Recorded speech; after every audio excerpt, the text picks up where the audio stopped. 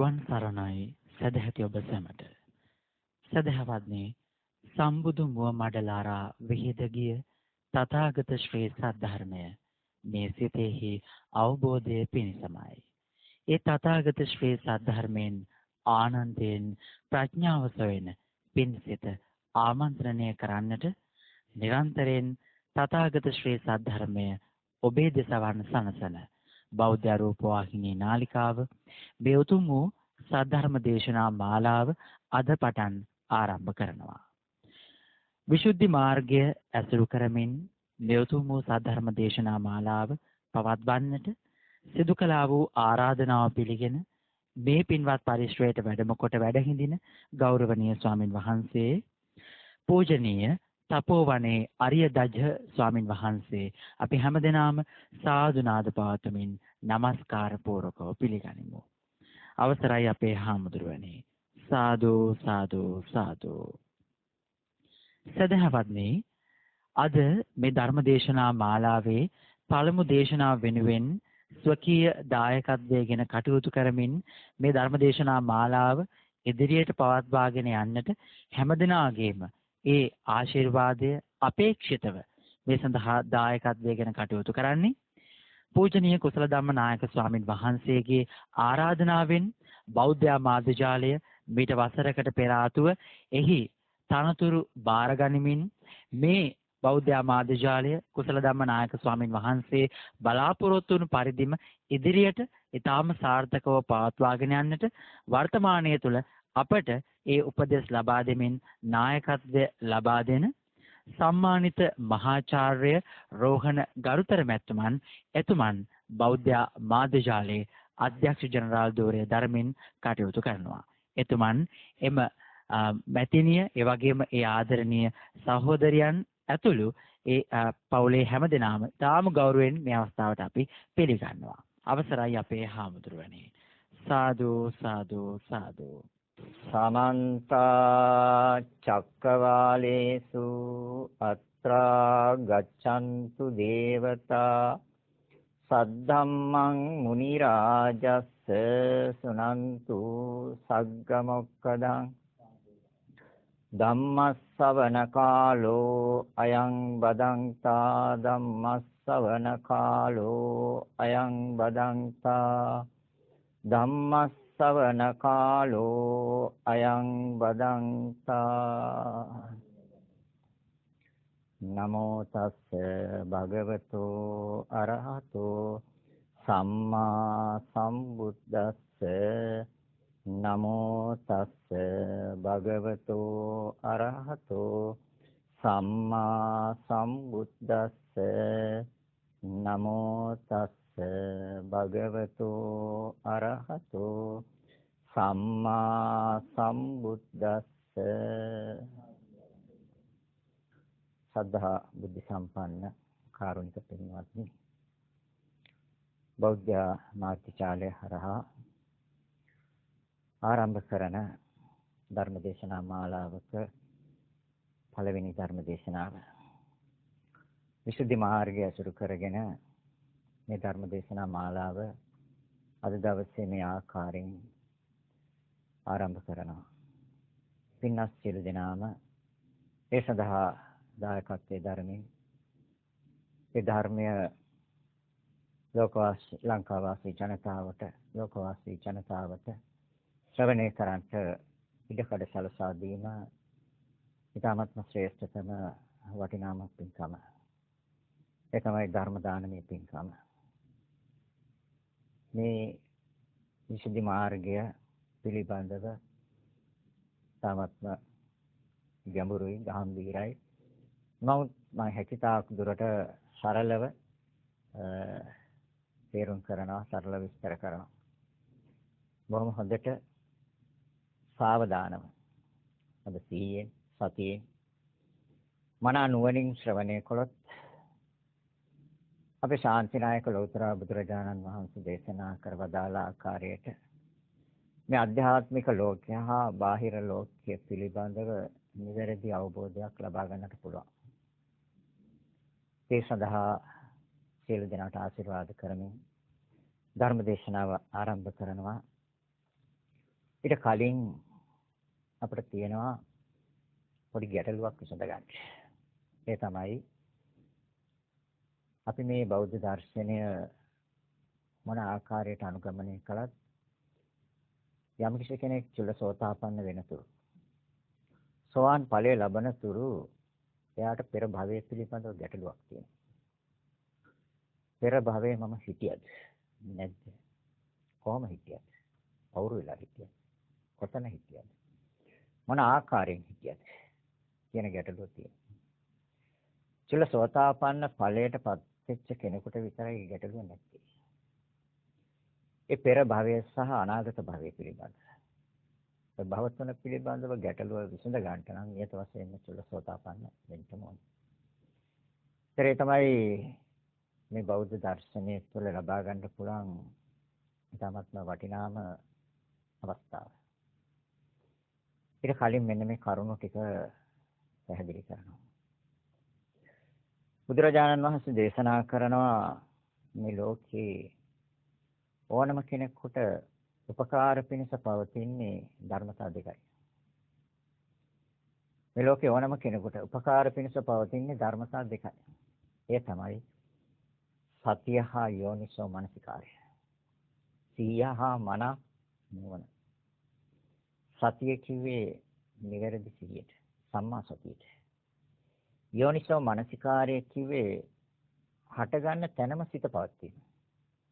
සිතුවිල්ලක් ඇති වෙන තැනම සිත තියනවා නම් ඒක යෝනිසෝ මනසිකාරයයි. මේක තමයි මේ ලෝකයේ ඕනම කෙනෙකුට උපකාර පිණිස පවතින ධර්මතාව දෙක. මේ දෙක ඉදිරියෙන් තියාගෙන ධර්මයේ ශ්‍රවණය කළොත් දේශනාව අවසානයේ යථාර්ථය අවබෝධ වෙයි. ඒ වගේම දියුණු කරගatiya යුතු ධර්මතා දෙකක් තියෙනවා. දියුණු කරන්න තියෙන ධර්මතා දෙකයි. ඒ තමයි සමතයයි විපස්සනාවයි. මනාව අවබෝධ කරගatiya යුතු. එහෙම නැත්නම් නිවැරදිව දැනගatiya යුතු ධර්මතා දෙකක් තියෙනවා. නිවැරදිව දැනගatiya යුතු. ඒ තමයි නාමයයි රූපයයි. එයි. ලෝකයේ තියෙන එච්චරයි. නාමයයි රූපයයි. සිත හා සිතුවිලි නාම. අනික සියලුම දේවල් අධ්‍යාත්මික බාහිර ලෝකය. මේ බැඳී තියෙන අධ්‍යාත්මය හා ලෝකය රූප. මෙච්චරයි තියෙන්නේ. එහෙනම් මේ ධර්මයේ විසඳ ගන්න වෙන්නේ ඒ කර්ම දෙක තුල. ඒ ලෝකේ වෙන දෙයක් නෑ. නාමය තුල හා රූපය තුල. ඉවත් කරගatiya යුතු ධර්මතා දෙකක් තියෙනවා. ගොඩක් නෑ. මේ සමහර අය ගොඩක් බය වෙන මේ ධර්මයේ පිළිබඳව මේ හරි අමාරුයි, හරි ගැඹුරුයි මේක අවබෝධ කරගන්න, තේරුම් ගන්න, වටහා ගන්න අමාරුයි කියන්නේ. නිවැරදිව සිද්ධ කරත කර්ම වලයි කියන්නේ. බහැර කළ යුතු ධර්මතා දෙකක් තියෙනවා. අවිද්‍යාවයි තණ්හාවයි. ඒකට කරුණු කීයක් තියෙනවද අපිට සම්පූර්ණ කරගන්න. පළවෙනි කරුණු දෙක නැතුව දෙවෙනි කරුණට යන්න බෑ. ඒක පළවෙනි කරුණු දෙක තමයි සිහිය හා මනනුවණ.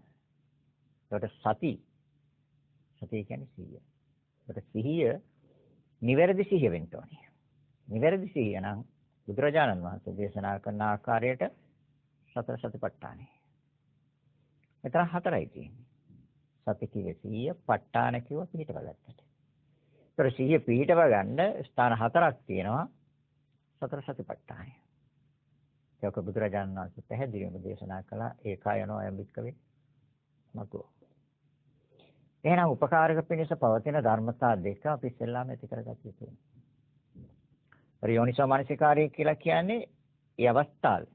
මොකද අපේ සිත සෑම මොහොතකම යම් සිතුවිල්ලක තියෙනවා. මම යම් මොහොත සිතුවිල්ලක තියෙනවා. එක්ක කුසල සිතුවිල්ලක තියෙනවා, එක්ක අකුසල සිතුවිල්ලක තියෙනවා. කුසල සිතුවිල්ලද අකුසල සිතුවිල්ලද කියන එක පිළිබඳව ඒ අවස්ථාවේම දැනගන්න ඕනේ. ඒක තමයි යෝනිසෝ මනසිකාරය. ඒක මන අනුවන. මේ ධර්මතා දෙක තියනවා නම් යාට එතනින් ඉස්සරහට යන්න ගැටලුවක් නැහැ. එයි. දෙවෙනි කරුණු දෙක තමයි දියුණු කරගatiya යුතු කරුණු දෙක, ධර්මතා දෙක, සමතයයි විපස්සනායි. සමතේ නිවන් දකින්න බෑ. සමතේ පුළුවන් රූපාවචර බ්‍රහ්ම ලෝක හා රූපාවචර බ්‍රහ්ම ලෝකවල ධ්‍යාන සුවයෙන් කල්ප ගණන් ඉන්න. ඒක ලෞකික එකක්. බෞද්ධ දර්ශන ඉදිරිපත් කරන්නේ විපස්සනා හැවත් විදර්ශනා. ඒතර දිනු කරගන්න තියෙන්නේ සමතයයි විපස්සනාවයි. ඒතකොට එයි මේ සමතය බුදුරජාණන් වහන්සේ මේකට සම්බන්ධ කළේ. බුදුරජාණන් වහන්සේගේ දේශනාව විපස්සනාව නම් ඒ සමතේ කරන්නේ. සමතේ ප්‍රත්‍ය වෙනවා. උපකාර වෙනවා. සමතේ උදව් වෙනවා. එයි සමතය තුළින් චිත්ත ඒකාග්‍රතාවයක් ඇති කර ගන්න පුළුවන්. සිත මනාව පිහිටව ගන්න පුළුවන්. සිත තැන්පත් කර ගන්න පුළුවන්. සිත නොවිසරණ ස්වභාවයකට පත් කර ගන්න උපකාර වෙනවා සමතය. ඒ නිසා බුදුරජාන් වහන්සේ මේ දෙක එකට එකතු කළා. නැත්නම් බුදුරජාන් වහන්සේ බෝසත් කාලේ ආලාර කාලාම උද්දකරාම පුත්ත කියන තමයි ඔක ඉගෙන ගත්තේ. අපි දන්නවා දීගෙන් ඉක්ම ගිහින් ඉස්ලාම ගිය ආලාර කාලාම ගාවට එතනින් රූපාවචර ධ්‍යාන. අතොර ඒකේ එයා දැනගත්තා බුදුරජාන් වහන්සේ මේක తాවකාලික නිවීමක් විතරයි මේකේ තියෙන්නේ. මේක සදාකාලික නිවීමක් නෑ. කියන ඒ අවබෝධය ඇතුව ආලාර කාලාමගෙන් ඉවත් වෙලා ගිය උද්දකරාම පුත්ත ගාවට. උද්දකරාම පුත්ත තමයි රූපාවචර ධ්‍යාන පිළිබඳව පැහැදිලි කරලා දුන්නේ කියලා දුන්නේ. ඒක තාම කෙටි කාලෙකින් දින ගණනකින් බෝසත්යන් වහන්සේක අවබෝධ කරගත්තා. නමුත් එතනක් තියෙන්නේ తాවකාලික සුවයක්. මොකද ධ්‍යාන සුවය තුළ ඉන්න තාක්කල් සිත අපිරිසිදු වෙන්නේ නැහැ. ධ්‍යාන සුවය තුළ ඉන්න තාක්කල් සිත අපිරිසිදු වෙන්නේ නැහැ. හැබැයි ධ්‍යානෙන් අවදි වුණාම ආයි කෙලස් වෙනවා. සිත අපිරිසිදු වෙනවා. සිත දූෂ්‍ය වෙනවා. ඒ නිසා තථාගතයන් වහන්සේ බෝසත්යන් වහන්සේ නෑ මම හොයන්නේ ඔක නෙමෙයි. මම හොයන්නේ මේ සිතේ සදාකාලික නිවීමක්. මේ අකුසල ධර්ම මේ කෙලෙස් නැවත කවම කවදාවත් හටගන්නේ නැති තැනක් මම හොයන්නේ. ඒ නිසා තමයි උද්දකරාම පුත්‍රයන් වෙන්නේ. හැබැයි මේක එකට එකතු කරගත්තේ මේක යම් කෙනෙකුට මොකද අපේ සිත නිරන්තරයෙන්ම වික්ෂිප්ත වෙන සිතක්. විවිධ අරමුණු ඔස්සේ දුවන සිතක්. ඒ නිසා සමතය බුදුරජාණන් වහන්සේ මේකට සම්බන්ධ කරගත්තා. මේකෙන් යම් ප්‍රයෝජනයක් ගන්න පුළුවන්. එහෙනම් දියුණු කරගත යුතු ධර්මතා දෙකයි. සමතයයි විපස්සනායි. මනාව අවබෝධ කරගත යුතු ධර්මතා දෙකයි. නාමංච රූපංච. කියන්නේ එච්චරයි ලෝකෙ. ඉවත් කරගත යුතු ධර්මතා දෙකයි. අවිද්‍යාවයි සංහාවයි. දැන් බලන්න අපි ඔය කරුණ වටෙන් දැනට අපි කීයක් සම්පූර්ණ කරන් ඉන්නවද කියලා. හරියට බැලුවොත් එකක්වත් නෑ. නේ. එහෙනම් මේ කරුණ 8 හරියට සම්පූර්ණ කරගත්තොත් නිවැරදිව ඒ අනුපිළිවෙලට යම් කිසි කෙනෙක් නිවැරදිව සම්පූර්ණ කරගත්තොත් එතනින් එහාට කරන්න දෙයක්වත් නැහැ නේ. අවිද්‍යාවයි තණ්හාවයි අවසන් කියන්නේ. ඒ බෞද්ධ දර්ශනය තුළ ලබාගත යුතු ඉහළම ඵලය ලබාගත්තද නැත්නම් ලබාගත්තා. එහෙනම් මේ කරුණු 8 සම්පූර්ණ කරන්න ඕනේ. ඒ කරුණුවට සම්පූර්ණ කර ගැනීම සඳහා මම ආරම්භ කරන සීල විසුද්ධියේ ඒ විසුද්ධි මාර්ගයේ අත දාන්නවා 7ක් තියෙනවා සත්‍ය විසුද්ධීන් කියලා. ඉතින් යම් දීර්ඝ කාලයක් ඇයි සම්පූර්ණ දේශනා අවසන් වෙනකොට හොඳට අහන්න ඕනේ. හොඳට සිහියෙන් යුක්තව අහන්න ඕනේ. එහුවත් අධ්‍යාත්මික ලෝකය හා බාහිර ලෝකය පිළිබඳව ගැටලුව විසඳ ගන්න පුළුවන්. ගැටලුවක් තියෙනවා. ඒ ගැටලුව විසඳ ගන්න පුළුවන්.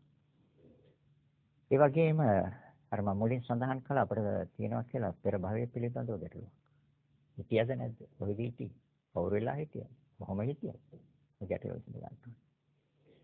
කොහොමද මේක විසඳගන්නේ? බුදුරජාණන් වහන්සේ දේශනා කරන සංයුක්ත නිකායේ තීන කට්ට කියලා සූත්‍රයක් තියෙනවා. ඒ සූත්‍ර කීපයක් රාශියක් තියෙනවා. ඒක දේශනා කරන මහණෙනි මේ සංසාරේ අනවරග්‍රයි. මේ සංසාරේ නොබල ඉපදුණු වාර අනන්තයි. ඒක ඉලක්කම් වලින් කියන්න බෑ. වික්ෂුන් වහන්සේලා අහන ස්වාමීන් භාග්‍යතුන් වහන්සේ එහෙනම් අපිට ඒක උපමා වලින් දක්වන්න. බුදුරජාණන් වහන්සේ දේශනා කරන මහණෙනි මේ ලෝකයේ යම් පුච්චලෙක් මේ පෘථුවියේම තියෙන සියලු තනකොළ ගස් කොලාතු ලී දඬු ගස් කොළන් තනකොළ සියලුම. අඟල් 4 ප්‍රමාණයට කපනවා. කපලා ගොඩක් ගන්නවා. මේ පෘථිවියේ තියෙන සියලුම ඒවා මහ පොළේ තියෙන සියලුම ඒවා. අඟල් 4 ප්‍රමාණයට කපලා ගොඩක් ගන්නවා. ගොඩක් ගහලා එක දඬු කෑල්ලක් අර මේ පැත්තෙන් තියලා කියනවා මේ මගේ අම්මා. එයි අම්මා තමයි අපි මේ ලෝකෙට බිහි කරේ. කිසි කෙනෙකුට නැහැ කියන්නේ. තව දඬු කෑල්ලක් අරන් මේ පැත්තෙන් තියලා කියනවා ඒ මෑණියන්ගේ මෑණියෝ. එයි ඒ මෑණියෝ මේ ලෝකෙට බිහි කළේ කවුද? අපේ ආච්චියන්. ඒ මෑණියන්ගේ මෑණියෝ. තව දඬු කෑල්ලක් අරන් මේ පැත්තෙන් තියලා කියනවා ඒ මෑණියන්ගේ මෑණියෝ. ඒ ආච්චියම්මව මේ ලෝකෙට බිහි කළේ කවුද? ඒ මෑණියන්ගේ මෑණියෝ. ඒ ආච්චියම්මගේ මෑණියෝ. කාටවත් නැහැ කියන්නේ. මහණෙනි කොමක්ද හිතන්නේ? මේ මහා පෘථුවියේම තියෙන ඒ අගල් 4 ප්‍රමාණයට කපපු ඒ තනකොළ, ගස් කොළන්, ඊයත් කොළ, දඬු සියල්ල. ඒ ගොඩම අවසන් වෙයිද මෑණින් වරුන්ගේ මෑණිවරු අවසන් වෙයිද? මොකක්ද අවසන්? අර අවසාන දඬු කෑල්ලත් මේ පැත්තෙන් තියලා කියන්න වෙනවා ඒ මෑණියන්ගේ මෑණියෝ. කියලා අවසන් කරන්න බෑ. මහණෙනි මේ සංසාරය අනවරාග්‍රයි. මේ අනවරාග්‍ර සංසාරයෙන් මිදීමම සුදුසුයි. මේ සංසාරයෙන් ඈතර වීමම සුදුසුයි. මේ සංසාරයෙන් නිදහස් වීමම සුදුසුයි. අයි කියන මහණෙනි. මේ මහා පෘථිවියම යම් පුච්චලෙක්. මේ පුංචි දෙබරට ප්‍රමාණයට ගුලි කරනවා. දෙබර කියන්නේ මේ තියෙන මොරගෙඩි ඉන්දියාවේ දෙබර කියලා ගෙඩි වර්ගයක් තියෙනවා. ඒ මොරගෙඩි ප්‍රමාණයට ගුලි කරනවා. ගුලි කරලා ගොඩක් ගන්නවා. ගොඩක් ගහලා එක ගුලියක් අරන් මේ පැත්තෙන් තියලා කියනවා මේ මගේ තාත්තා. එයි අම්මට තනියෙන් දරුවෙක් මේ ලෝකෙට දී කරන්න බෑ. තාත්තා කෙනෙක්ගේ දායාදයක් ඕනේ. තව ගුලියක් අරන් මේ පැත්තෙන් තියලා කියනවා ඒ පියාගේ පියා. එයි ඒ පියාව මේ ලෝකෙට දායාද කළේ තවත් කෙනෙක්. තව ගුලියක් අරන් මේ පැත්තෙන් තියලා කියනවා ඒ පියාගේ පියා. ඒ පියාව එසිය තාත්තව මේ ලෝකෙට දායාද කළේ කවුද? තවත් කෙනෙක්. මානෙනි කොමක් වෙන්නේ? පියවරුන්ගේ පියවරු අවසන් වෙයිද? මේ මහා පෘථුවියම මේ පුංචි දෙබර ඇට ප්‍රමාණයට ගුලි කරපු ගුලි ටිකම අවසන් වෙයිද? උත්තරේ අවසන් ගුලියත් මේ පැත්තෙන් තියලා කියන්න වෙනවා. ඒ පියාගේ යා. මානෙනි මේ සංසාරය අනවරාග්‍රයි. මේ සංසාරයෙන් ඈතර වීමම සුදුසුයි. මේ සංසාරයෙන් මිදීමම සුදුසුයි. මේ සංසාරයෙන් නොයල්මම සුදුසුයි. අයි කියනවා මහණෙනි කොහොමද හිතන්නේ? මව් කෙනෙක්ගෙන් බීපු කිරි වැඩි කියලා හිතනවද? මහා සාගරේ ජලය වැඩි කියලා හිතනවද? මේ බුදුරජාණන් වහන්සේ භික්ෂුන් වහන්සේලාගෙන් අහනවා ප්‍රශ්න කරනවා. භික්ෂුන් වහන්සේලා කියනවා මේ ඔබ වහන්සේ දේශනා කරන ඔය අතීත භවයන් පිළිබඳ අපි නුවණින් කල්පනා කරොත් අපට වැටහෙනවා අපි මව් කෙනෙක්ගෙන් බීපු කිරි වැඩි. මහණෙනි සාදු සාදේට එහෙමම තමයි. අපි මව් කෙනෙක්ගෙන් බීපු කිරි වැඩි. මහා සාගරේ ජලය අඩු. එහෙනම් සංසාරය අනවරාග්‍රයි. මේ අනවරාග්‍ර සංසාරයෙන් ඈතර වීම සුදුසුයි, මිදීමම සුදුසුයි, මේ සංසාරයෙන් නොයල්මම සුදුසුයි. නමුත් අපි අදත් මේ භවයට ආවේ ඇල්ම හින්දා. ඔය ඇල්ම හින්දාමයි මේ භවයට ආවේ. ඇල්ම කියේ තෘෂ්ණාව. තෘෂ්ණාව තමයි සත්‍ය ඉපදී සකස් කෙරුවේ. ආයි කියනවා බුදුරජාණන් වහන්සේ දේශනා කරන මහණෙනි. මේ ලෝකේ එක පුච්චලෙක් හරකෙක් වෙලා ඉපදිලා හිස්කෙසුම් කාලා ගලාගෙන ගිය ලේ වැඩි මහසાગරේ චලයලු. ඌරෙක් වෙලා ඉපදිලා හිස්කෙසුම් කාලා. එළුවෙක් වෙලා ඉපදිලා හිස්කෙසුම් කාලා. ගලාගෙන ගිය ලේම වැඩි මහසાગරේ චලයලු. පොඩ්ඩක් හිතන්න. නෝනින් කල්පනා කරලා බලන්න. එහෙනම් අපි මේ සංසාරේ කොච්චර ඇවිදලා තියෙනවද? කොච්චර ඇවිදලා. ආයත් බුදුරජාණන් වහන්සේ දේශනා කරනවා අපි අත් වශයෙන්ම මේ ධර්මය නිවැරදිව තේරුම් ගන්නට නම් අපි මේ භවය පිළිබඳව යම් ආකාරයට අවබෝධ කරගatiya තියෙනවා. එතකොට තමයි අපිට මේ සංසාරයෙන් මිදෙන්න හිතෙන්නේ. නැත්තම් මිදෙන්න හිතෙන්නේ. නැවත නැවත ඇලෙනවා. නැවත නැවත මේ සසරට බැඳෙනවා. ආයි බුදුරජාණන් වහන්සේ දේශනා කරන මහණෙනි. අවිද්‍යා නීවරණයෙන් වැසුණු තණ්හා සංයෝජනයෙන් බැඳුණු සසර සැරිසරන සත්‍යයේ දුකේ අවසානයක් පේන්නේ. දුකේ අවසානයක් පේන්නේ. මහා සාගරේ ජලය අන්තිම බිඳුව දක්වාම වියලිලා හිඳිලා යන දවසක් එනවා. ජල බිඳුවක්වත් නැති දවසක් එනවා. ඒ තරමට වියලෙනවා මේ මහා සාගරේ ජලය. ඒකේ අවසානයක් පේනවා. නමුත් මේ අවිද්‍යා නීවරණයෙන් වැසුණු තණ්හා සංයෝජනයෙන් බැඳුණු සසර සැරිසරන සත්‍යයේ දුකේ අවසානයක් නැපෙන්නේ. ආයි කියනවා. මේ සුනේරු පර්වතය පෙන්නලා කියන මේ සුනේරු පර්වතය දෙවිලා පිච්චිලා අලු දූවිලි වෙලා යන දවසක් එනවා. ඒකේ අවසානයක් වෙනවා. නමුත් අවිද්‍යා නීවරණයෙන් වැසුණු තණ්හා සංයෝජනයෙන් බැඳුණු සසර සැරිසරන සත්‍යයේ දුකේ අවසානයක් වෙන්නේ. ආයි කියනවා. මේ මහා පෘථිවිය අලු දූවිලි වෙලා භවයේ විසිරලා යනවා. ඒක ඔයත් දන්නවා. මේ සියලු ග්‍රහලෝක ඇමරිකාවේ NASA ආයතනය හොයාගෙන තියෙන මේ සියලු ග්‍රහලෝක අලු දූවිලි වෙලා භවයේ විසිරලා යනවා කියන කාරණය. මේ මහා පෘථිවිය බුදුරජාණන් වහන්සේ එතකොට ඔය දේශනා කළේ අවුරුදු 2600 ගණනකට කලින් කිසිම තාක්ෂණයක් නැතුව බුද්ධ ඥානෙ. මේ මහා පෘථිවිය අලු දූවිලි වෙලා භවයේ විසිරලා යන දවසක් වෙනවා. ගිනිගත් කපුරු පෙත්තක් වගේ. කිසිවක් ඉති වෙන්නේ නැතුව. ඒ අවසානයක් වෙනවා. අවිද්‍යා නීවරණයෙන් වැසුණු තණ්හා සංයෝජනයෙන් බැඳුණු සසර සැරිසරන සත්‍යයේ දුකේ අවසානයක් වෙන්නේ. එහෙනම් අපි විඳ දුක් දැන් ඔය කියපු කරුණු ටික උඩ පොඩ්ඩක් හිතන්න. පොඩ්ඩක් කල්පනා කරන්න. සසරේ සැරිසරන එක හොඳයිද? මේ භවයේ මේක අවසන් කරන එක හොඳයි. දෙකෙන් එකක් ගන්න ඕනේ. පැවැත්ම කැමති නම් පැවැත්ම ගන්න පුළුවන්. ගැටලුවක් නෑ. මෙච්චර කල් කෙරුවේ ඒක. නැවැත්ම කැමති නම් නැවැත්ම ගන්න පුළුවන්. හැබැයි ගන්නෙ මොකද්ද කියන එක තම තමන් කලින් තීරණය කරගන්න ඕනේ. ඒ තීරණය අරගෙන බනහන්න ඕනේ. ඒ අනුව පිළිපදින්න ඕනේ. පිළිගන්නත්. එහෙනම් දැන් සසර සැරිසරුව ඇති. නේ. හිතා ගන්නත් බෑ නේද එතකොට? අතීත භවය. ඒකයි බුදුරජාන් වහන්සේ දේශනා කළේ මහණෙනි ඉලක්කම් වලින් ලියන්න බෑ. ආයි කියනවා.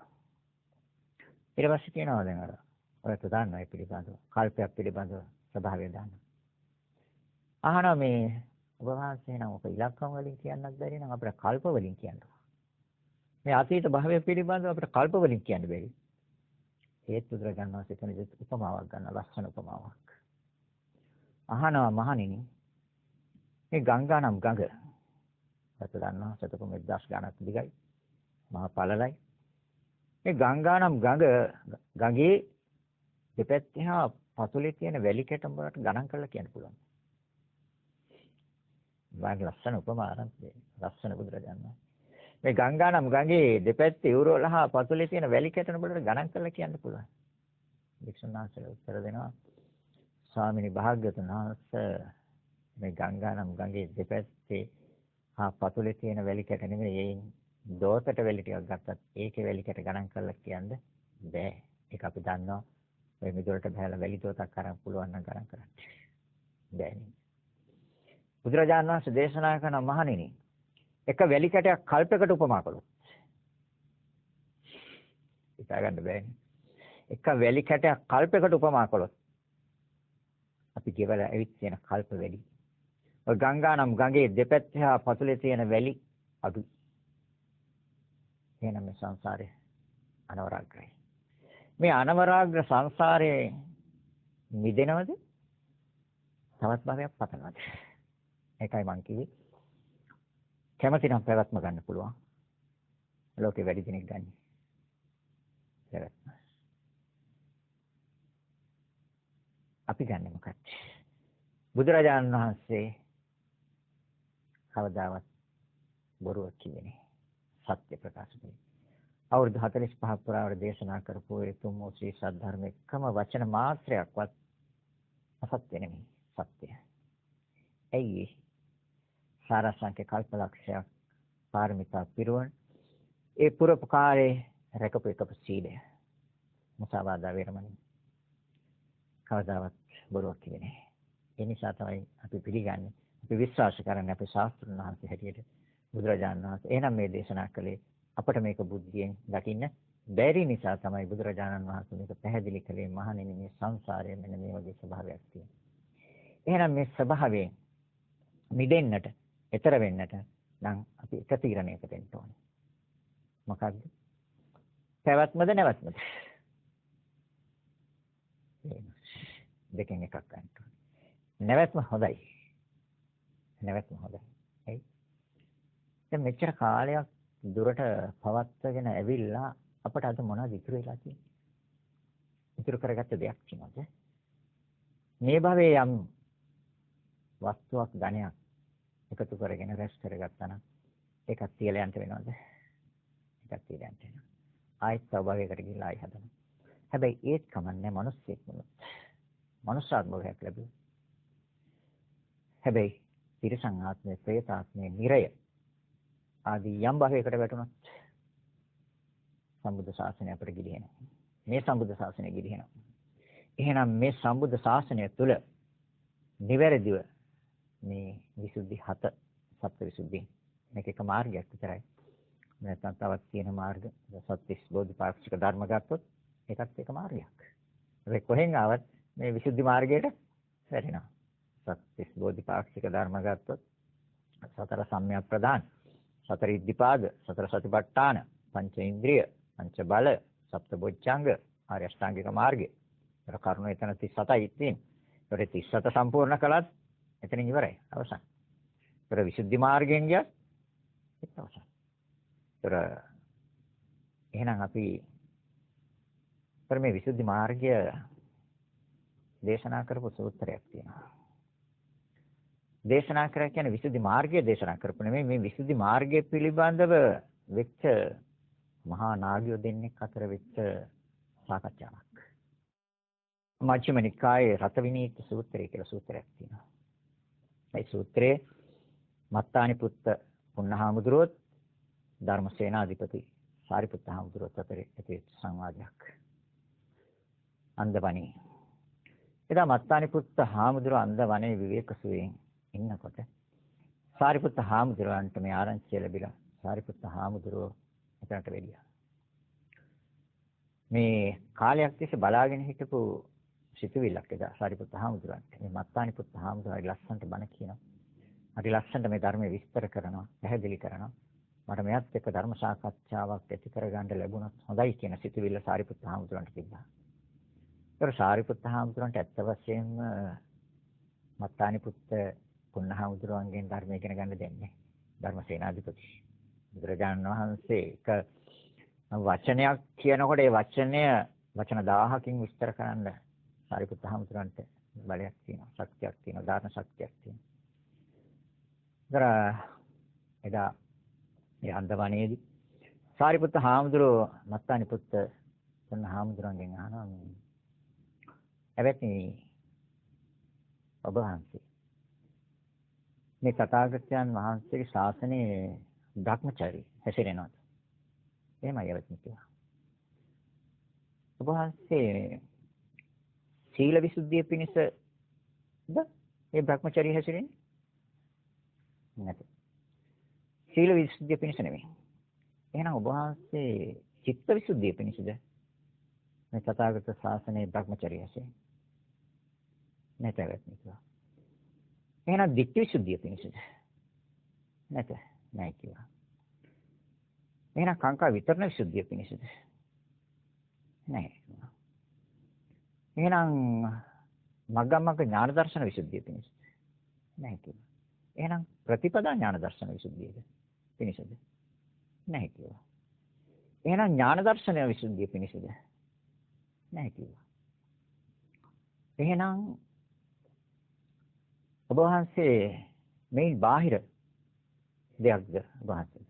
ඔබ වහන්සේ එහෙනම් මේ තථාගත ශාසනයේ භ්‍රමචර්යාව හැසිරෙන්නේ කුමක් සඳහාද? පරම සාරිපුත්ත හාමුදුරුවෝ පුන්න හාමුදුරුවෝ කවුද කියන කඳුරගෙන හිටියේ නේ. කියනවා මම භ්‍රමචර්ය හැසිරෙන්නේ අනුපාදා පරිනිර්වාණය පිණිස. අනුපාදා පරිනිර්වාණය. අනුපාදා පරිනිර්වාණය කියලා කියන්නේ උපාදාන රහිතව පිරිනිවීම. උපාදානයක් නෑ. උපාදාන රහිතව පිරිනිවීම පිණිස මම මේ ලෞතර බුදුරජාණන් වහන්සේගේ ශාසනයේ භ්‍රමචර්ය හැසිරෙනවා කියලා. ඊට පස්සේ එනවා සාරිපුත්ත හාමුදුරුවෝ අහනවා ਪਰ සීල විසුද්ධිය අනුපාදා පරිනිර්වාණයද? නෑ. එහෙනම් චිත්ත විසුද්ධිය අනුපාදා පරිනිර්වාණයද? නෑ. එහෙනම් දික්ඛ විසුද්ධිය අනුපාදා පරිනිර්වාණය. ඒ කියන්නේ උපාදාන රහිතව පිරිනිවීම. නෑ. එහෙනම් කාංකා විතරණ විසුද්ධිය උපාදාන පරිනිර්වාණය. නෑ. එහෙනම් මග්ගමග්ග ඥාන දර්ශන විසුද්ධිය උපාදාන පරිනිර්වාණය. නෑ. ප්‍රතිපදා ඥාන දර්ශන විසුද්ධිය උපාදාන පිරිනිවීමද? නෑ. එහෙනම් ඥාන දර්ශන විසුද්ධිය උපාදාන පිරිනිවීම. අනුපාදාන පිරිනිවීම. නෑ කියනවා. එහෙනම් මේන් බාහිර එකක්ද අනුපාදා පරිනිර්වාණය? නෑ කිව්වා. සාරිපුත්ත හාමුදුරුවෝ කියනවා මට තේරුම් ගන්න අමාරුයි. උඩ සීල විසුද්ධිය උපාදාන පරිනිර්වාණයද කියලා අහපුවම නෑ කියනවා. ඒකට චිත්ත විසුද්ධිය උපාදාන පරිනිර්වාණයද කියලා අහපුවම නෑ කියනවා. දිට්ඨි විසුද්ධිය උපාදාන පරිනිර්වාණයද කියලා අහපුවම නෑ කියනවා. කාංකා විතරණ විසුද්ධිය උපාදාන පරිනිර්වාණ අනුපාදාන පරිනිර්වාණයෙන් කියලා අහපුවම නෑ කියනවා. මග්ගමග්ග ඥාන දර්ශන විසුද්ධිය අනුපාදා පරිනිර්වාණයද කියලා අහපුවම නෑ කියනවා. එහෙනම් ප්‍රතිපදා ඥාන දර්ශන විසුද්ධිය අනුපාදා පරිනිර්වාණයද කියලා නෑ කියනවා. එහෙනම් ඥාන දර්ශන විසුද්ධිය අනුපාදා පරිනිර්වාණය නෑ. එහෙනම් මේකෙන් බාහිර එකක් නෑ. එහෙනම් මට විස්තර කරන්නකෝ. පුන්න හාමුදුරුවෝ දේශනා කරනවා හැබැයි යම් කිසි කෙනෙක් කාරණේ උපමාවෙන් තේරුම් ගන්නවා. උපමා උපමේය තුළින් කාරණේ තේරුම් ගන්න. කොසල් රජුරවන්ට යන්න අවශ්‍ය වෙනවා සාකේත නුවරට. සවැත් නුවරින් ඉඳලා. ඒ සාකේත නුවරට යන්න අවශ්‍ය කොසල් රජුරෝ විනීත අස්සයක් යොදපු රථ 7ක් සූදානම් කරනවා. වාහන 7ක්. ඒ වාහන 7න් ඉස්සෙල්ලාම සවැත් නුවරින් පිටත් වෙලා සවැත් නුවරින් පිටත් වෙන්නේ පළවෙනි වාහනේ නගිනවා. ඒ වාහනේ යා යුතු දුරක් ගිහිල්ලා ඒ වාහනේ බහිනවා. බහැලා දෙවෙනි වාහනේට නගිනවා. දෙවෙනි වාහනේට නැගලා දෙවෙනි වාහනෙන් යා යුතු දුරක් තියෙනවා. ඒ වාහනෙන් ගිහිල්ලා ඒ වාහනෙන් බහිනවා. තුන්වෙනි වාහනේට නැගිනවා. තුන්වෙනි වාහනේට නැගලා ඒකෙන් යා යුතු දුර ගිහිල්ලා ඒ වාහනෙන් බහිනවා. බහැලා හතරවෙනි වාහනේට නැගිනවා.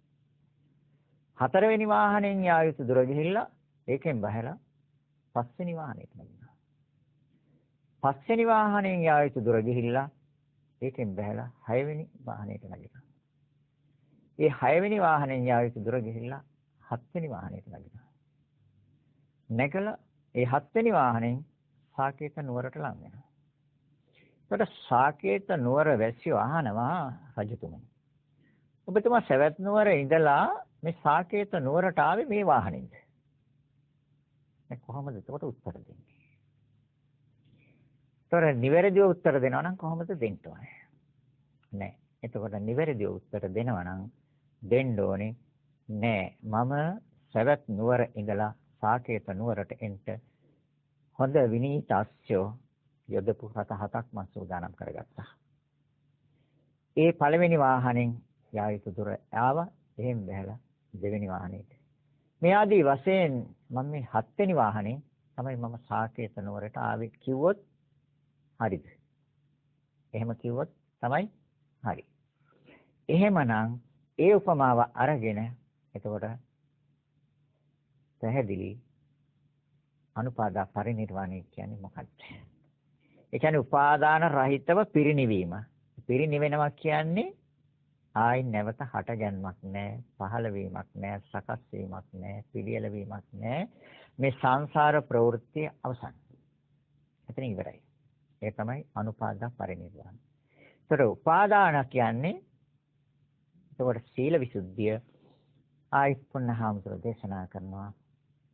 හරියටනේ. සීල විසුද්ධිය අනුපාදා පරිනිර්වාණය කිව්වොත් ඒක උපාදාන සහිත එකක්. ඒ සීල විසුද්ධියෙන් පිරිනිවීමටපත් වෙන්න බැහැ.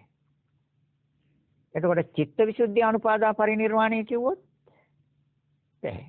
එයි චිත්ත විසුද්ධියෙන් පරිනිර්වාණයටපත් වෙන්න බැහැ.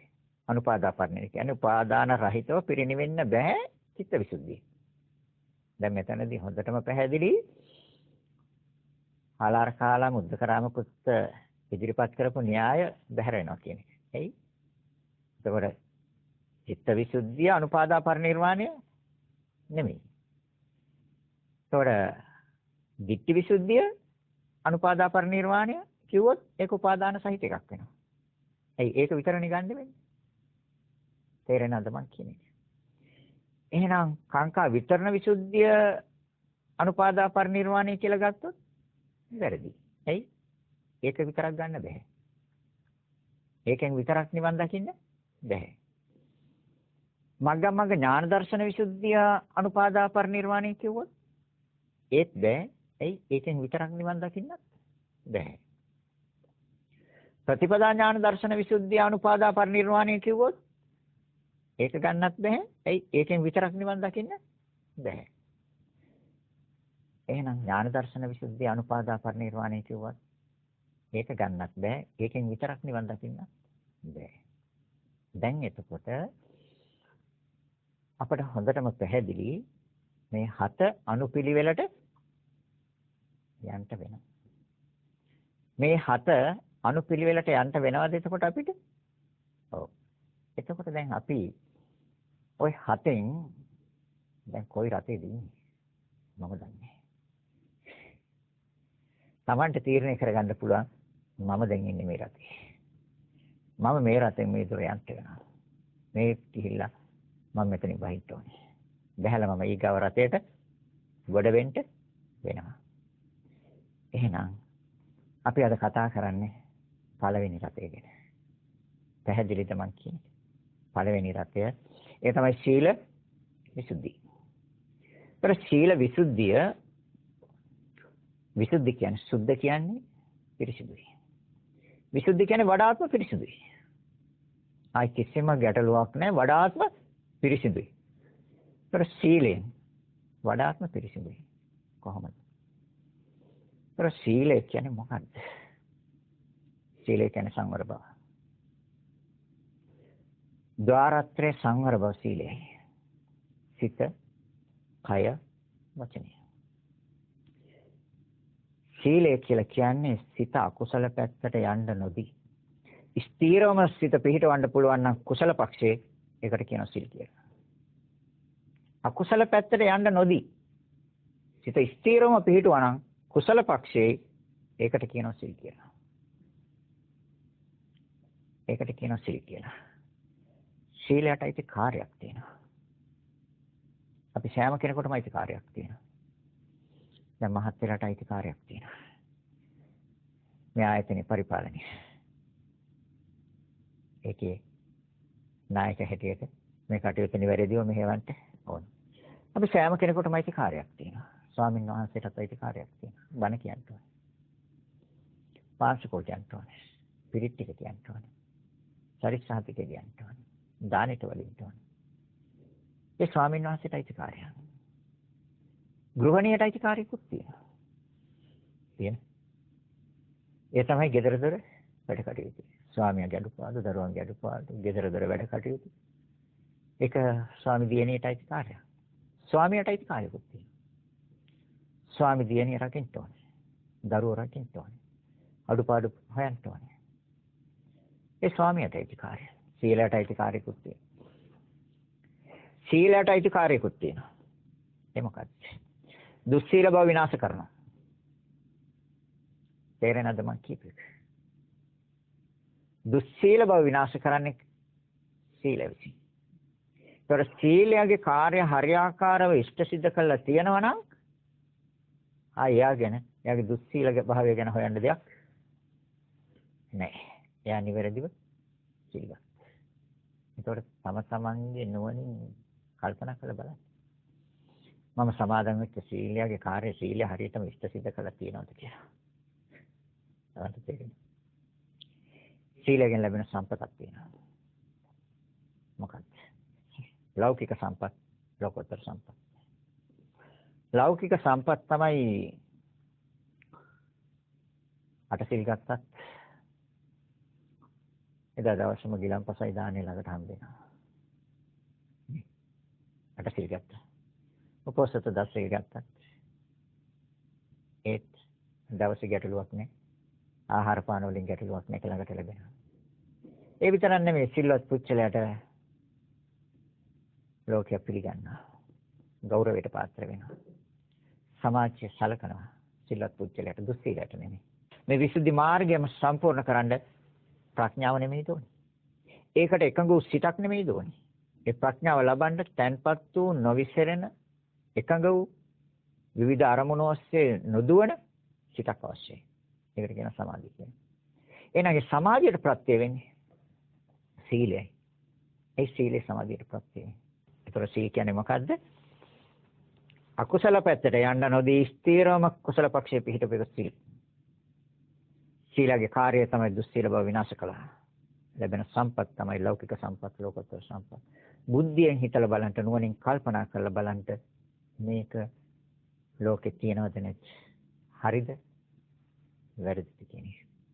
එහෙනම් බුදුරජාණන් වහන්සේ ඉදිරිපත් කරපු න්‍යාය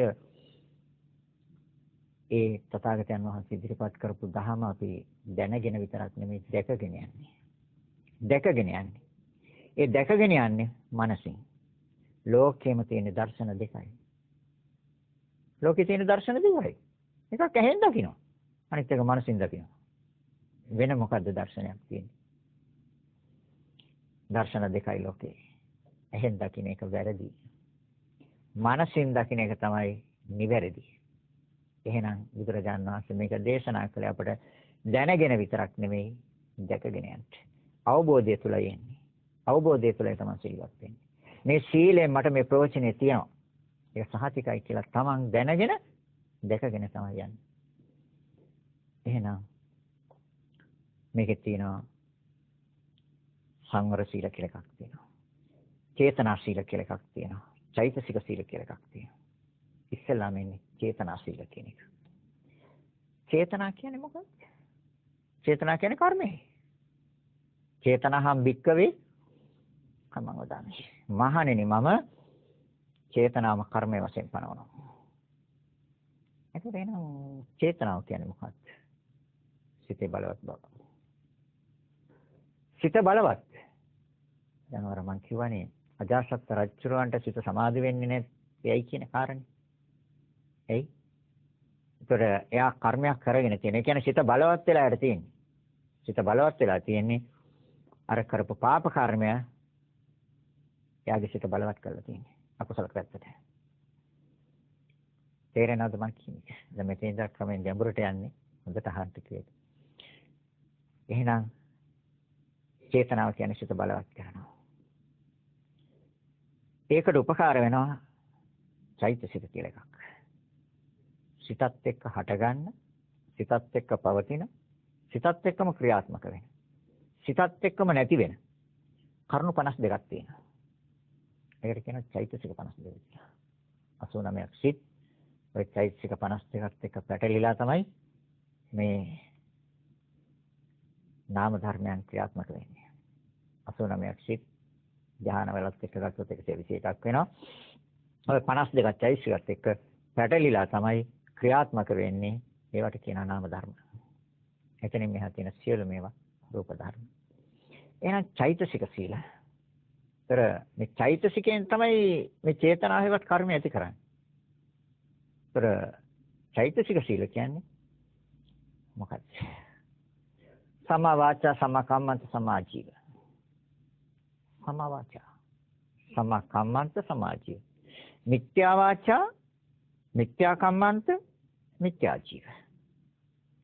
දැන් අකුසල චේතනා හැවත් අකුසල කර්ම වලට මුල් වෙන්නේ මිත්‍යා වාචා, වැරදි වචනය. ඒතර චේතනා හැවත් කර්ම වලට එන්නේ කරුණු 7යි. අපි අහලා තියෙනවා දස අකුසල් කියලා එකක්. නමුත් 7යි එන්නේ. මොනවාද? සත්තු මරණා, හොරකම් කරනවා, වැරදි කාම සේවනයන් කරනවා, බොරු කියනවා, කේලාම් කියනවා, පරුෂ වචන කියනවා, වැඩකට නැති හිස් වචන කතා කරනවා. මේ 7 තමයි චේතනාස්. තේරෙනවද? මේ 7 සිද්ධ කරන්න උපකාර වෙන කරුණු 3 තමයි එතනින් එහාට තියෙන්නේ. අවිච්ඡා, විෂම ලෝභය, දේශය හා මිත්‍යා දිට්ඨිය. ඒ තුනත් එකතු වුණාම තමයි 10ක් වෙන්නේ. හැබැයි ඒ තුන චේතනා හැවත් කර්ම නෙමෙයි. ඒ කරුණු තුන මේ කරුණු 7 මේ චේතනා හැවත් කර්ම සකස් වෙන්න මූලික වෙන ධර්මතා තුන. ලෝභය, දේශය, මෝහය කියන. අහලා තියෙනවනේ ලෝභය, දේශය, මෝහය. ඒකවල සීලය නම් ලෝභය, දේශය, මෝහය නෙමෙයි. ඒකට කියනවා අනවිච්ඡා කියන. කියන්නේ ලෝභයෙන් නැහැ. අද්දේශය හා සමාධිය. එතකොට දැන් මේ කරුණු 7 ඒ කියන්නේ සත්ව මරණා, හොරකම් කරනවා, වැරදි කාම සේවනයන් කරනවා, බොරු කියනවා, කේලාම් කියනවා, පරුෂ වචන කියනවා, වැඩකට නැති හිස් වචන කතා කරනවා. ඒක සිද්ධ වෙනවනේ ලෝකේ කුජලයන් අතරේ. ඒතකොට සම්මා වාචා. මේ සීලේ පැත්තට ගන්න මම අකුසල පැත්තට ගන්න නැහැ. සීලෙන් විසුද්ධි වෙන්න ඕනේ අපිට. ඒතකොට සම්මා වාචා කියන්නේ බොරු කියන්නේ. කේලාම් කියන්නේ, පරුෂ වචන කියන්නේ, වැඩකට නැති හිස් වචන කතා කරන්නේ නැහැ. එතකොට අර අකුසල කර්ම සිද්ධ වෙනවද? නැහැ. ඇයි? එයා සම්මා වාචා. නිවැරදි වචනය කතා කරන්නේ. සත්‍ය කතා කරන්නේ. බොරු කියන්නේ. කේලාම් කියන්නේ අනුන් කොටවන්න, තරහ කරවන්න. කේලාම් කියන්නේ. නරක වචන කතා කරන්නේ. අසභ්‍ය වචන කතා කරන්නේ. ඒතකොට පරුෂ වචන කියන්නේ, කේලම් කියන්නේ හිස් වචන කතා කරන වැඩකට නැති දේවල්, අර්ථයක් නැති, ප්‍රයෝජනයක් නැති, වටිනාකමක් නැති වචන කතා කරන්නේ. ඒතර මේ 4න් වැළකුණා සම්මා වාචාද නැද්ද? ඒතකොට අපි සකස් කරපු ආර්ය අෂ්ටාංගික මාර්ගයේ අංගයක් නෙමෙයිද දැන් මෙතන ඇවිල්ලා තියෙන්නේ. සම්මා වාචා කියන්නේ ආර්ය අෂ්ටාංගික මාර්ගයේ අංගයක්. හැබැයි මේක ලෞකිකයි. තාම ලෞකිකයි, ලෝකෝත්තර පැත්තට යන්නේ. ලෝකෝත්තර පැත්තට යන විදර්ශනා ඥානත් එක්ක යනවා. විදර්ශනා ඥානයත් එක්ක ආයි කවදාවත් සිද්ධ වෙන්නේ නැහැ. එතනට එනකම්ම ලෞකික පැත්තට තියෙන්නේ සම්මා වාචා. එහෙනම් එතකොට අපි දන්නවා බොරු කියන එක, කේලාම් කියන එක, පරුෂ වචන කියන එක, වැඩකට නැති හිස් වචන කතා කරන එක ප්‍රඥාවන්ත පුච්චලයන්, ඥානවන්ත පුච්චලයන්, බුද්ධිමත් පුච්චලයන් ප්‍රතික්ෂේප කරන එකක්. හවුද නැත්? ප්‍රතික්ෂේප කරනවා. බොරු කියන එක අනුමත කරන්නේ. කේලාම් කියන එක අනුමත කරන්නේ. පරුෂ වචන කියන එක අනුමත කරන්නේ. වැඩකට නැති හිස් වචන කතා කරන්නේ. ඒව අනුමත කරන්නේ. රතන කතා වෙන ඒවා වැඩකට නෑ අපි යන්ට කියනවා. බුද්ධිමත් පුච්චලේ කියනවා. ඔය වැඩන්නේ අපිට කියන්නේ. එහෙනම් එතකොට ඒකෙන් වෙන්වීම සම්මා වාචා, නිවැරදි වචනය. ඒතර නිවැරදි වචනය තුළ අකුසල කර්ම සිද්ධ වෙනවද? අර සිත බලවත් වෙනවද? බලවත් වෙන්නේ. නිවැරදි වචන කතා කරනවා නම් චේතනාවවත් කර්ම අකුසල පැත්තට හැරෙන්නේ නැහැ, හැරෙන්නේ කුසල පැත්තට. අන්න චේතනාශීල. තේරෙනවද මං කියන්නේ? මේ ගැඹුරෙන් අරගත්තටම සරලව කියනවා තේරෙනව නේද? පැහැදිලි. එහෙනම් චේතනාශීල. ඒතර සම්මා කම්මන්ත නිවැරදි කර්මාන්තයක් කරනවා. ඒ කියන්නේ සත්තු මරන්නේ, හොරකම් කරන්නේ, වැරදි කාම සේවනයන් කරන්නේ. ඒ කරුණු තුන කරනවා නම් මිත්‍යා කම්මන්ත. ඒතර මිත්‍යා කම්මන්තට වැටුනොත් අර චේතනාශීල ඒ කියන්නේ කර්ම සිල්වත් වෙන්නේ. කර්ම හොඳ පැත්තට නෙමෙයි හැරෙන්නේ, සකස් වෙන්නේ නරක පැත්තට. ඒතකොට චේතනාශීලයෙන් සම්මා කම්මන්තයට ආපුවාම අපි සත්තු මරන්නෙත් නෑ, හොරකම් කරන්නෙත් නෑ, වැරදි කාම සේවනයන් කරන්නේ, මధుරයක්වත් මරන්නේ. දැන් එතකොට ලෝකයේ අනුමත කරනවාද නැද්ද සත්තු නොමරන එක හොඳයි කියන එක. හොරකම් නොකරන එක හොඳයි. වැරදි කාම සේවනය නොකරන එක හොඳයි කියලා නේද බුද්ධිමත් අය, ඥානවන්ත අය, නුවණ තියෙන අය අනුමත කරන්නේ. අඥාන අය, මෝඩ අය, අඥාන අය අනුමත කරනවා ඔකලාට කමන්නේ කියලා. නමුත් එහෙනම් චේතනා සීල තුළ තවත් අංගයක් වැඩෙනවා. ඒ වැඩෙන්නේ ආර්ය අෂ්ටාංගික මාර්ගයේ අංගයක් සම්මා කම්මන්තය. ඒතර සම්මා කම්මන්ත හැබැයි මේක තාම ලෞකිකයි. තාම අපි විදර්ශනාව පටන් ගන්න ditthi visuddhi ඉඳලා. මම මේ තාම කතා කරන්නේ පළවෙනි රතේ තාම. මේ පළවෙනි රතේ ගැන කතා කරන්නේ. එතකොට එහෙනම් අපි එතකොට දැනගන්න ඕනේ මම ආර්ය අෂ්ටාංගික මාර්ගයෙන් මම මේවා සම්පූර්ණ කරගෙන ඉන්නේ. ලෞකික වශයෙන් මම සම්පූර්ණ කරගෙන ඉන්නේ. තමන්ට වැටහෙනවද නැද්ද? තේරෙනවද නැද්ද? තේරෙන්න ඕනේද නැද්ද? නිවැරදිව මේ තථාගත ධර්ම අනුගමනය කරනවා නම් එයාට තේරෙන්න ඕනේද නැද්ද? තේරෙනවා නේද වශයෙන්. මේ ප්‍රශ්නේ තේරෙනවා. අනිත් සම්මා ජීව. සම්මා ජීව කියන්නේ ආජීවට්ටමක සීලය. ආජීවට්ටමක සීලය සම්මා ජීව කියන්නේ. නිවැරදි දිවි පැවැත්මක් තියෙනවා. එහෙනම් එතකොට දැන් ආර්ය අෂ්ටාංගික මාර්ගයේ අංග 3ක් අපි ලෞකික පැත්තට යම් මට්ටමකට අපි හදාගෙනද නැත්නම් යම් මට්ටමකට හදාගෙන නේද තියෙන්නේ. ආර්ය අෂ්ටාංගික මාර්ගයේ අංග 3ක් අපි ලෞකික පැත්තට හදාගත්තා. මොකද්ද? සම්මා වාචා, සම්මා කම්මන්ත, සම්මා ජීව.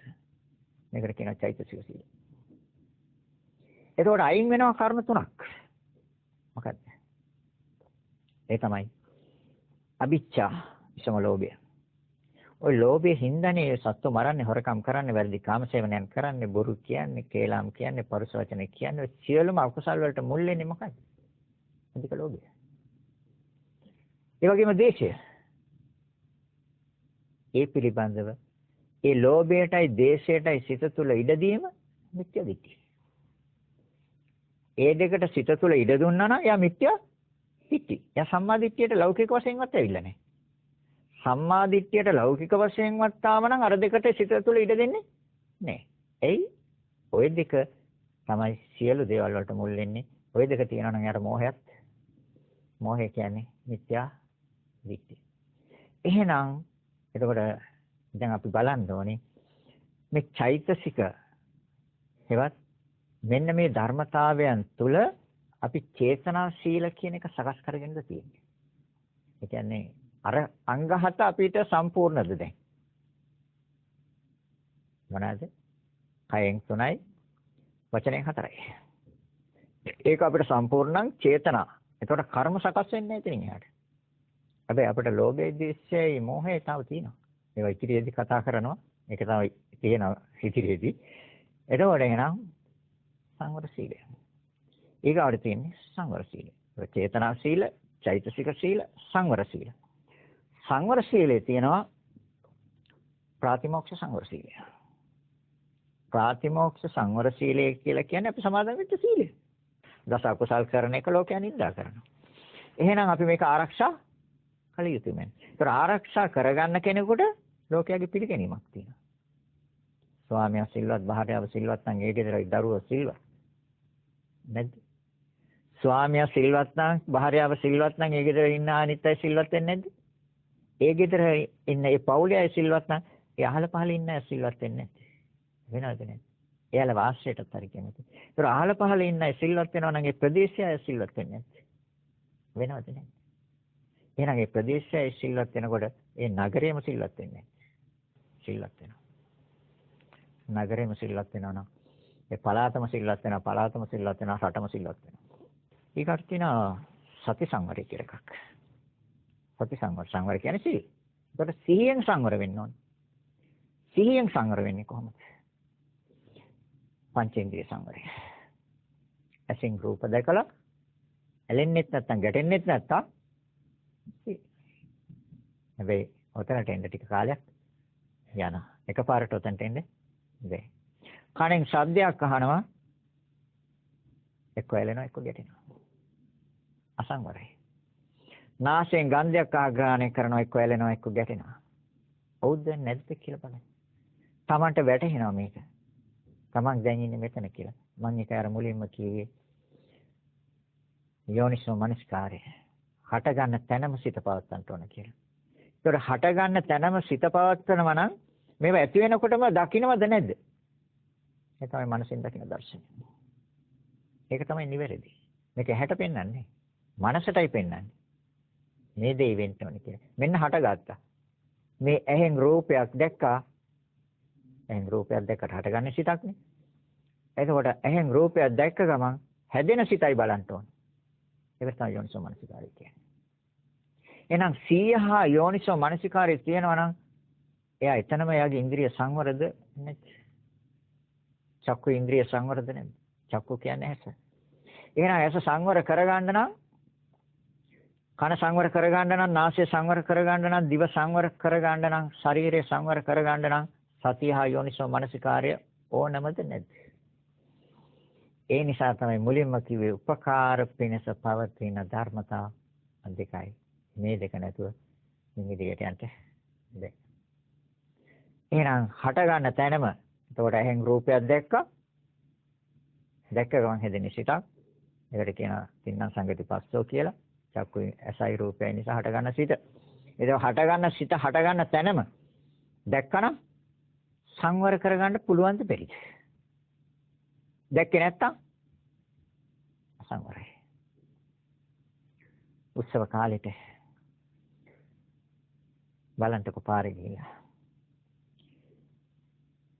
ඒ ව්‍යාපාරික ස්ථානවල තියෙන දේවල් ඔක්කොම පාරේ ගෙනත් කියලා තියෙනවා. අපේ ඇස රවට්ටන්න නෙමෙයි. නැත්නම් අපේ මේ ඉන්ද්‍රියන් රවට්ටන්න නෙමෙයි දුක් කරලා තියෙන්නේ. තෘෂ්ණාව වැඩි වෙනවද අඩු වෙනවද? ඒ දැකීම තුළ දැන් මේ උත්සව කාලේ දැකීම තුළ වැඩි වෙනවද? අසංවර වෙනවද? සංවර වෙනවද? සීයෙන් හිටියොත් යෝනිසෝ මනසිකාරයෙන් හිටියොත් අසංවර වෙන්නේ. ඒකයි මම මුලින් කිව්වේ. එහෙනම් උපකාර පිණිස පවතින ධර්මතා දෙක මේක නැතුව මෙතනින් එහාට කතා කරන්නවත් බෑ. කතා කළම වැඩකුත් නෑ. මේ දෙක තියානවා නම් විතරයි කතා කරන්න පුළුවන්. මේ දෙක තමයි නියත වශයෙන්ම අවසානයේ අරිහත්ත්වයට යනකම් අරගෙන යන්නේ. 100 මන අනුවන සතියහා යෝනිසෝ මනසිකාරය. එහෙනම් එතකොට ඇහෙන් රූපයක් දැකලා Tamanට පුළුවන් නම් එවලෙම සංවර කරගන්න. නෑ මං ඇලෙන්නෙත් නෑ ඔක් ගැටෙන්නෙත් නෑ. හැබැයි ඒක වෙන්නේ ඇස පිළිබඳව දන්නෙත් නෑ, ඇස පිළිබඳව දකින්නෙත් නෑ, රූපය පිළිබඳව දන්නෙත් නෑ, රූපය පිළිබඳව දකින්නෙත් නෑ නිවැරදිව. ඒ නිසා තමයි ඔය ක්‍රියාව සිද්ධ වෙන්නේ.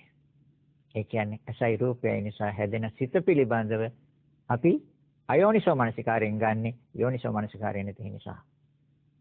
ඒකට මිච්ඡා සතිය අයෝනිසෝ මනසිකාරයේ ඉන්න තාක්කල් මේ ධර්ම අවබෝධ කරන්න බැහැ. එහෙනම් එතකොට සති සංවරය කියන්නේ සිහියෙන් සංවර වෙන්න ඕනේ මේක. ඒකෝ දැන් එහෙනම් ඇස සංවර කරගන්න නම් සිහිය ඕනේද? ඒ නිසා තමයි සති සංවරය කියලා කියන්නේ. ඒතර කනින් අහන ශබ්ද. ඒ ශබ්දයක් ඇහිච්ච ගමන් මොකද වෙන්නේ පුච්චලයට? මිහිරිනා ඇලෙනවා. අමිහිරිනා යටෙනවා. ඒ දෙකනේ සිද්ධ වෙන්නේ. නාසයෙන් ගන්ධයක් ආග්‍රහණය කරා ඒක සුවඳ නම් ඇලෙනවා. දුර්ගන්ධ නම් ගැටෙනවා. දිවෙන් රසයක් වින්දනය කරනවා. ඒක මිහිරි නම් රසය ඇලෙනවා. අමිහිරි නම් ගැටෙනවා. ශරීරයට ලැබෙන පහස සමුදු නම් ඇලෙනවා. ඒක ඕලාරික නම් ගොරෝසු නම් තද නම් ඒ ස්පර්ශය ගැටෙනවා. දැන් මේ විදිහට මේ ඉන්ද්‍රියන් පහෙන් නිරන්තරයෙන්ම සිද්ධ වෙනවද නැද්ද මේ ක්‍රියාවලිය? එතකොට අපි අවධානයෙන් ඉන්න ඕනේ මේක හොඳ පැත්තට හැරෙනවද නරක පැත්තට හැරෙනවද කියන. ඒ පිළිබඳව තමයි අපි අවධානයෙන් ඉන්න ඕනේ. ඒතකොට ඒ පිළිබඳව අවධානයෙන් හිටියොත් විතරයි අපිට මේක අල්ල ගන්න පුළුවන්. නැත්නම් අල්ල ගන්න බෑ. ස්වභාවයෙන් මේක ක්‍රියාත්මක වෙනවා. ක්‍රියාවක් තියෙන්නේ. ඒ ක්‍රියාව තුළ අපේ සිත වැඩි හරියක් හැරෙන්නේ හොඳ පැත්තට නෙමෙයි නරක පැත්තට.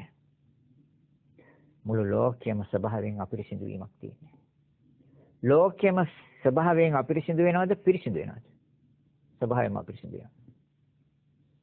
මේ ශාලාවල් වුණත් නිරන්තරයෙන් පිරිසිදු කරන්න ඕනේ. ගෙදර දොර නිරන්තරයෙන් පිරිසිදු කරන්න ඕනේ. ගේ සෑම දෙයක්ම නිරන්තරයෙන් පිරිසිදු. මිදුළු ලතු ගන්න ඕනේ, ගෙවල් ලතු ගන්න ඕනේ, මුළු තැන්ගේ සුද්ධ පවිත්‍ර කරන්න ඕනේ, භාජන සෝදන්න ඕනේ. ඇයි ඒ ස්වභාවයෙන්ම අපිරිසිදු වීමක් තියෙනවා. අපේ ශරීරය ස්වභාවයෙන් පිරිසිදු වෙනවද අපිරිසිදු වෙනවද? දවසට කී පාරක් මේක පිරිසිදු කරන්න ඕනේ? සුද්ධ කරන්න ඕනේ. හොදන්න ඕනේ, පිය දාන්න ඕනේ, නාන්න ඕනේ, ඇඟ සෝදනවා කී පාරක්. එහෙනම් නිරන්තරයෙන්ම වෙන්නේ අධ්‍යාත්මික හා බාහිර ලෝකය පිරිසිදු වෙනවද අපිරිසිදු වෙනවද? එහෙනම් අපි පිරිසිදු කරන්න ඕනේ. එහෙනම් සිත ස්වභාවයෙන්ම පිරිසිදු වෙනවද? අපිරිසිදු වෙනවද? ස්වභාවයෙන් එන්නේ අපිරිසිදු වෙනවද? හොඳට කල්පනා කරලා බලන්න. ස්වභාවයෙන්ම එන්නේ අපිරිසිදු වීම නේද? එහෙනම් අපි මේක පිරිසිදු කරන්න ඕනේ. ඒතර පිරිසිදු කරන්න නම් අපි සති හා යෝනිසෝ මනසිකාර්ය ඕනෙමයි. නේ? සති හා යෝනිසෝ මනසිකාර්ය ඕනෙමයි. එහෙනම් ඒ සති සංවරය. ඒතර අපි බලන්න ඕනේ එහෙනම් අපේ ඇස සංවරද, කන සංවරද, නාසය සංවරද, දිව සංවරද, ශරීරය සංවරද. මනස සංවරය අපි හදාගමු තව. වික්ටි විසුද්ධියේ ඉඳලා තමයි ඒක හදාගෙන චිත්ත විසුද්ධිය වෙනත් හදාගන්න පුළුවන් ටිකක්. එතනින් එහාට තමයි මනස හදන්නේ. එතකන් අපි මේ කාය හා වචි නැත්නම් කාය සංවරය හා වචනේ සංවරය. එතකොට එහෙනම් සති සංවරය තුළ අපි නිරන්තරයෙන් ඉන්න ඕනේ මේ ඉන්ද්‍රියන් අපට කරන හානිය පිළිබඳව අවබෝධයෙන්. ඒක දැනගන්නත් ඕනේ, දැක ගන්නත් ඕනේ. දැන ගැනීම විතරක් නෙමෙයි දැක ගන්න ඕනේ නුවණින්. මනසින් දකින්න ඕනේ. මෙන්න හැරුණා නරක පැත්තට නෑ මං හරවනවා හොඳ පැත්තට. ඒ සති සංවරය. ඊගාවට තියෙනවා ඥාන සංවරය කියලා එකක්. මේ සීලයෙන්ම නිවන් දකින්න පුළුවන් ඕන. තේරෙනවද? ඥාන සංවරය කියලා එකක් තියෙනවා. නුවණින් සංවර වෙන්න ඕනේ. ඒ කොහොමද? මේ සංවර සීලයටයි තියෙන්නේ මේක. ඥාන සංවරය. නුවණින් සංවර වෙන්නේ තණ්හාවයි ditthiyයි අවසන්. හරි තණ්හාවයි ditthiyයි අවසන් නම් ඉවර මෙතන. ඥාන සංවරය. නුවණින් සංවර වෙන්න ඕනේ. එතකොට තෘෂ්ණාව මේකට විස්තර කරන්න වෙන්නේ තෘෂ්ණාව. තෘෂ්ණාව කියන්නේ මොකක්ද? තෘෂ්ණාව කියන ඇලෙන එකට. සිත යම් තැනක ඇලෙනවද? ඒ තණ්හාව. හැබැයි ඒක ඇලීමෙන් නවතිනවා නම් ගැටලුවක් වෙන්නේ නැහැ. ශරණයෙන් අයින් කරන්න පුළුවන්. වෙන්නේ ඇලිච්ච තැන ලගිනවා. ලගිනවා කියන්නේ ටික වෙලාවක් එතන රැඳෙනවා මනස. සිත ඇලුනහම එතන ටික වෙලාවක් රැඳෙනව නේද? හැබැයි ඒක තව ටිකක් බලවත් වුණාම එතන පළපදියම් වෙනවා.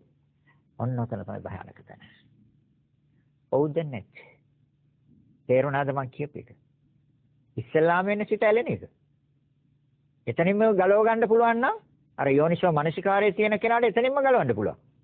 අර සතිය හා යෝනිසෝ මනසිකාරයේ කියන එක දිනු නැති පුද්ගලයාට ඇලෙන සිත ටික වෙලාවක් ලගිනවා එතන.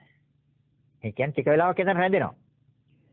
එතකොට සතිය හා යෝනිසෝ මනසිකාරය චුට්ටක්වත් නැහැ. තණ්හාව එතන පළපදියම් වෙනවා. පළපදියම් වුණාම ඒකට කියන උපාදාන කියලා. අන්න පුන්නහාමුදුරෝ සාරිපුත්ත හාමුදුරන්ට ඒකයි කිව්වේ සීල විසුද්ධිය අනුපාදා පරිනිර්වාණය නෙමෙයි කියලා. එයි උපාදානයක් තියෙනවා. තේරෙනවද? උපාදාන. ඒ උපාදානේ තියෙන්නේ මිච්ඡා සතිය අයෝනිසෝ මනසිකාරය තුළ. එහෙනම් තෘෂ්ණාව ගලවන්න පුළුවන්. එළෙන තැනම ගලවන්න ඕනේ. අපි ගලවන්නේ ටිකක් වෙලා ගිහිල්ලා. සෑහෙන වෙලාවක් ගිහිල්ලා තමයි ගලවන්නේ අපි. නෑ එළෙන තැනම ගලවන්න පුළුවන් නම් ලගින්න වෙලාවක් නෑ. ඒ ලගින්න නැත්තම් පළපදියම් වෙන්නෙත් නෑ. තෘෂ්ණාව එතනින් ඉවරයි. 60 තැනක හට ගන්නවා මෙතන. එක තැනක නෙමෙයි. 60 තැනක් තියෙනවා. ඇස, කන, නාසය, දිව, ශරීරය, මනස. රූප, ශබ්ද, ගන්ධ, රස, ස්පර්ශ ධම්ම. ඒ දෙක නිසා හට ගන්න විඥාන හයක් තියෙනවා. කාරණා තුන එකතු කරන්නේ තින්නම් සංගති පස්සෝ.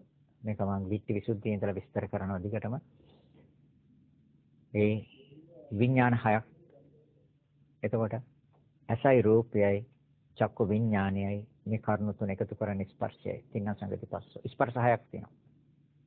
වේදනා 6ක් තියෙනවා. විඳීම් 6ක් තියෙනවා. විඳීම් 108ක් තියෙනවා. නමුත් අපට අවබෝධය ලබා ගන්න 6කුත් ප්‍රයෝජනවත් 6ක් ඇති. වේදනා 6ක් තියෙනවා. සංඥා 6ක් තියෙනවා. මේ තෘෂ්ණාව හට ගන්න තැන් විතරයි මම මේ අවස්ථාවේ කියන්නේ. සංඥා 6ක් තියෙනවා. රූප සංඥා, ශබ්ද සංඥා, ගන්ධ සංඥා, රස සංඥා, පොට්ටබ්බ සංඥා, ධම්ම සංඥා. සංචේතන 6ක් තියෙනවා. සංචේතන 6ක් තියෙනවා. තණ්හා 6ක් තියෙනවා. තෘෂ්ණා 6ක්. රූප තණ්හා, ශබ්ද තණ්හා, ගන්ධ තණ්හා, රස තණ්හා, පොට්ටබ්බ තණ්හා, ධම්ම තණ්හා. තණ්හා 108ක් තියෙනවා. නමුත් මේ සිත ඇලිලා ශණයකින් ඇලිලා හට ගන්න තැන් ශණයෙන් ඇලෙන තැන් තණ්හා 6ක් තියෙනවා. විතර්ක 6ක් තියෙනවා. විචාර 6ක් තියෙනවා. විතර්ක කියන්නේ කල්පනා කරන. රූප විතක්ක, රූප කල්පනා කරන. ශබ්ද විතක්ක, ශබ්ද කල්පනා කරනවා. ගන්ධ විතක්ක, ගන්ධ සුවඳ කල්පනා කරනවා. නැද්ද? රස විතක්ක, රස කල්පනා කරනවා. පොට්ටබ්බ විතක්ක, පහස පිළිබඳව කල්පනා කරනවා. ධම්ම විතක්ක, නාම රූප දෙක පිළිබඳව කල්පනා කරනවා. එහෙනම් ඒ විදිහටම විචාර 6ක් තියෙනවා. රූප විචාර, ශබ්ද විචාර, ගන්ධ විචාර, රස විචාර, පොට්ටබ්බ විචාර, ධම්ම විචාර. දැන් ඔය කියපු 60ම ගත්තත් නාම රූප දෙක තුල ඇතුළත්. එතනින් එහාට පනවන්න බෑ. ඉතින් අපි ඒකව ධර්ම දේශනාවේදී එහෙමනම් ඊටු ටික සාකච්ඡා කරමු. ඉතින් අද පළවෙනි ධර්ම දේශනාවේ අනුග්‍රහය දක්වපේ ඉතින් බෞද්ධ මාධ්‍යාලයේ අධ්‍යක්ෂතුමා ඇතුළු මේ සියලුම දෙනාට ඉතින් ප්‍රාර්ථනා කරනවා මේ සියලු දෙනා නමින් පරිලෝකපත් යම් ඥාතියක් නම් මේ පින් අනුමෝදන් වීමෙන් මේ සෑම කෙනෙක්ම සුවපත් වේවා. ඒ සෑම කෙනෙක්ම ඊට ඉක්මන් භවයක් තුළ මේ උතුම් චතුරාර්ය සත්‍ය ධර්මය අවබෝධ කරගෙන නිවනින්ම සැනසෙත්වා කියලා රැස් කරගත් අනන්ත අප්‍රමාණ පුණ්‍ය ශක්තියෙන් ඔබ අප සෑම දිනාටම උතුම් වූ නිවන් අවබෝධ වීම පිණිසම හේතු වාසනා වේවා කියලා හිතාගෙන සාදු කියනවා. හොඳයි, සියලු දෙනාටම ආශිර්වාද කරනවා. අභිවාදන සීලිස්ස නිච්ඡං වත්තාපචායිනෝ චත්තාරෝ ධම්මා වඩ්ඩಂತಿ ආයුවන්නෝ සුඛං බලං ආයුරාෝග්‍ය සම්පatti සග්ග සම්පatti මේවත අතෝ නිබ්බාන සම්පatti ඉමිනාතේ සමිච්ඡතු. සාදු සාදු සාදු. සදහවත්නි, විසුද්ධි මාර්ගයට අයත්ව ශීල විසුද්ධිය මාතෘකා කරගනිමින් පූජනීය ගෞරවනීය මේ ස්වාමින් වහන්සේ සිදු කරන්නට යෙදුණු ධර්ම දේශනාව නිමාවටපත් කරන්නට සූදානම් වන මොහොත තපෝවනේ අරිය දජ පින්වත් ස්වාමින් වහන්සේට නිදුක් නිරෝගී චිරජීවනයේ සැලසේවායි අපි හැමදෙනාම සාදුනාද පවත්වමින් ප්‍රාර්ථනා කරමු. සාදු සාදු සාදු. මේ ධර්මදේශනා මාලාවේ ප්‍රථම දේශනාවේ දායකත්වයෙන් කටයුතු කළේ බෞද්ධ ආමාත්‍යාලයේ අධ්‍යක්ෂ ජනරාල්තුමන්, සම්මානිත මහාචාර්ය රෝහණ ගරුතර මැතිතුමන්, එම් මැතිණිය ප්‍රධාන පවුලේ පිරිස, මේ හැමදෙනාටමත් චතුරාර්ය සත්‍ය ධර්මය අවබෝධයේ පිණිස මේ පින්කම හේතු වේවායි ප්‍රාර්ථනා කරමින් දේශනාව නිමාවට පත්වනවා. ඊළඟ දේශනාවෙන් හමු වෙමි අපේක්ෂාවෙන්. හැමදෙනාටම තෙරුවන් සරණයි.